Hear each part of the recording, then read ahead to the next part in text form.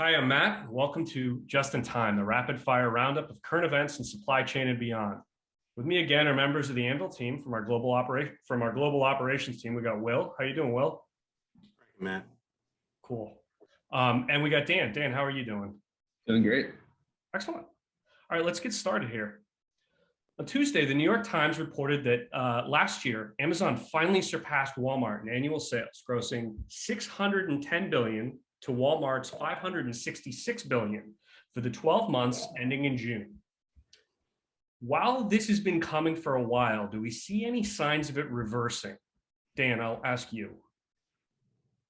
Probably not, just based upon the trajectory that Amazon has seen of late, their expansion as well. I am curious from reading the article, and nothing called it out, is there was 2 days of Amazon Prime in the end of June, the 21st and 22nd. So I wonder what that added to their annual sales, because they had one in October as well. So I do wonder on what that did to their sales. But taking that back, I mean, Amazon itself, I mean, they got Whole Foods expanding that market. The only way I could see it possibly reversing is any sort of crackdown from like the FTC coming, especially and how that could play to those aggregators that we've gone in detail before. Like if those aggregators start to leave Amazon and go to other platforms or distribution channels, could that impact the gross sales for Amazon? But I think it was only a matter of time until Amazon probably overtook Walmart in terms of sales. And I'd be curious to see how these two compete with each other in the next year. Yeah, I think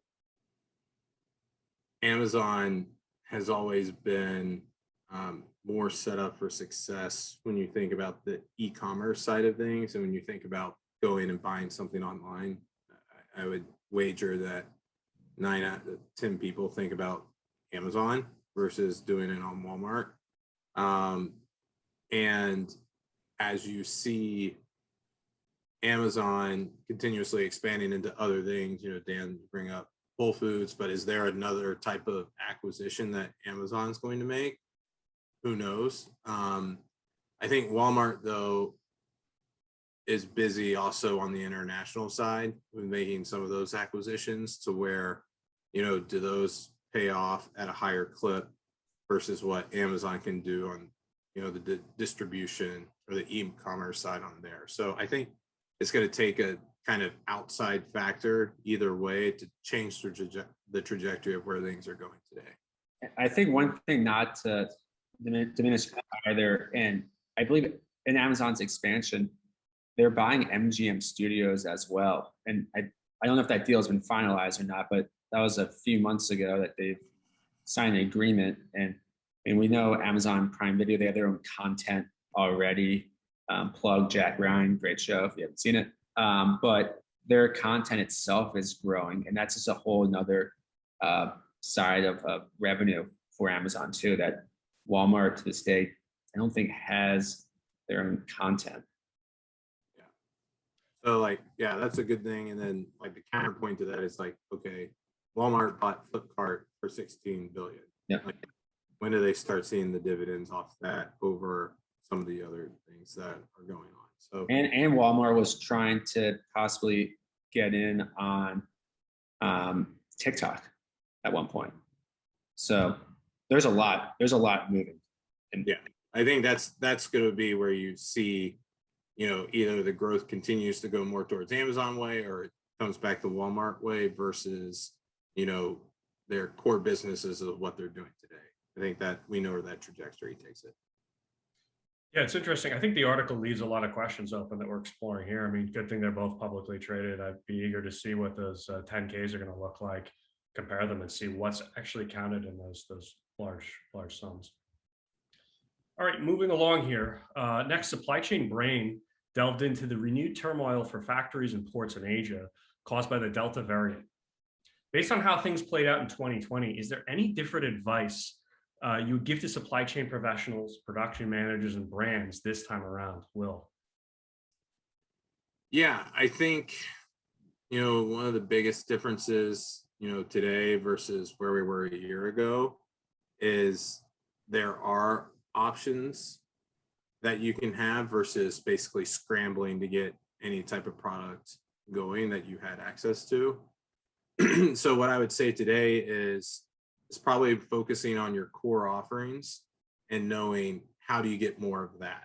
So whether it be doing logistics deals earlier, making more product earlier versus last year, I think what we were talking about was, do you need to move production from a place that isn't open at all?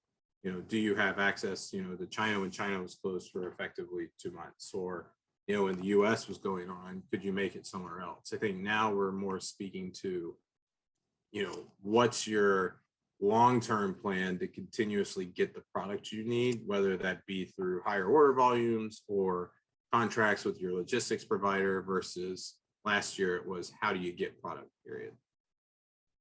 I also think we're in a weird, I mean, holidays are obviously incoming, and we're in a weird time because a lot of freight forwarders are just been so hamstrung with capacity. That's something we're gonna get into in a bit, but that they're not all of them are taking on new clients or customers. So if you're a new brand managing freight for the first time, like you're coming in at an odd time, because those traditional forwarders that you may want to work with or you've been talking to, and this is based off anecdotal because I've spoken to a few of these forwarders where they're not even, they can't even take on new business because they can't service all their existing customers already.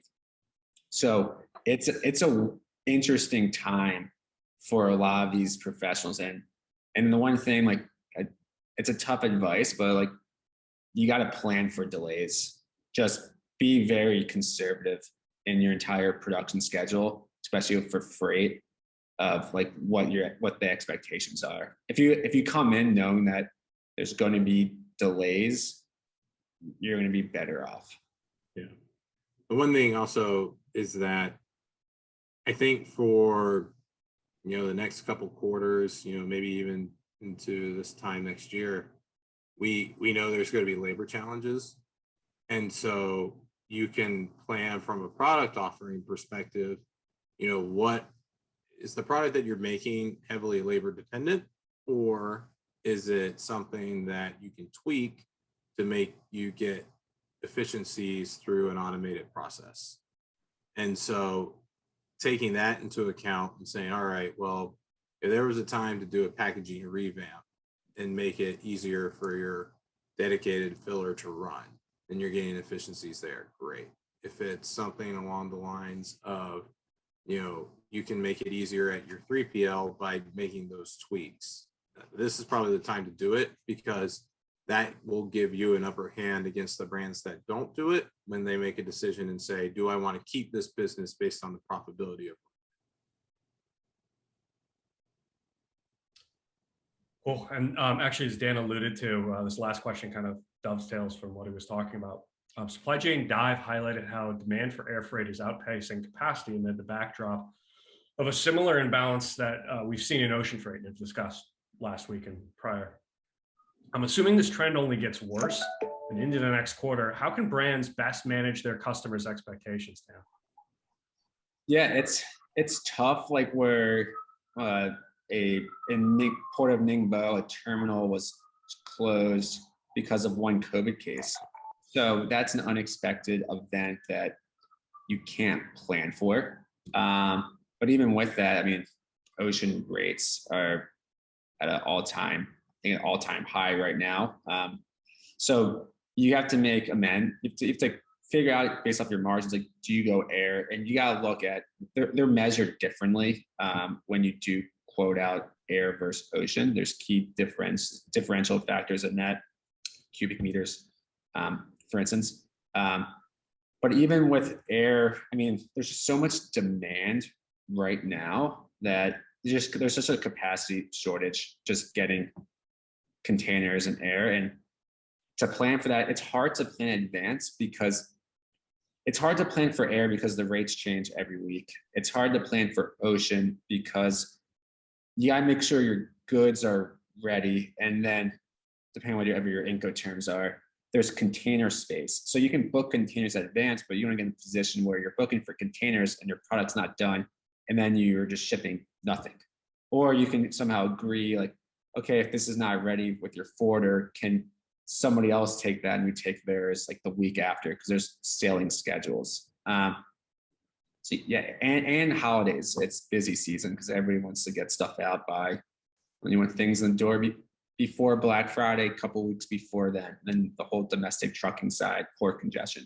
So it's hard to plan, and Will alluded to it a moment ago. Like, can you get things out earlier? If you know you have a holiday launch in November, like ship middle September, so you're giving yourself time, because once it's on the water, it'll get here. But if you're planning on shipping end of October, early November for holidays, and you want it to be ocean, you may have to do air, bite the bullet, because your goods probably will not get to you in time, unfortunately.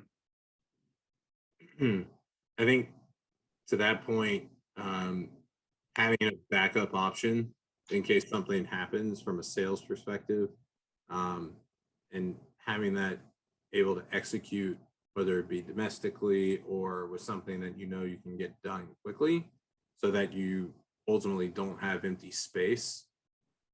For example, if there's something you can do with a regular business item and make a small tweak from a formulation in terms of the ingredients, and then you can do something with the label, it's maybe not exactly what you had in mind, but it's something that's differentiating, where versus if you just have no, then something happens, you have an issue, you can't sell anything because there's nothing on the shelf. So I think that's typically you wouldn't get to that point, but this is a time period where at least then you don't have necessarily lost sales in terms of if you've already paid for something and nothing's there, at least you can make your margin back in some way.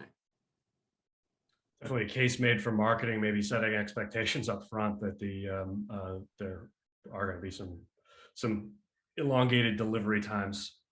Speaking of which, that's kind of all the time we have for today. So I want to thank you guys for joining us. Thank you, Dan. Thank you, Will, for your expertise. And everyone watching us, thank you again for joining us. And if you enjoyed, please be on the lookout for the next episode of Just in Time by Anvyl. And to learn more about Anvyl, just visit anvyl.com. Thanks a lot, everyone.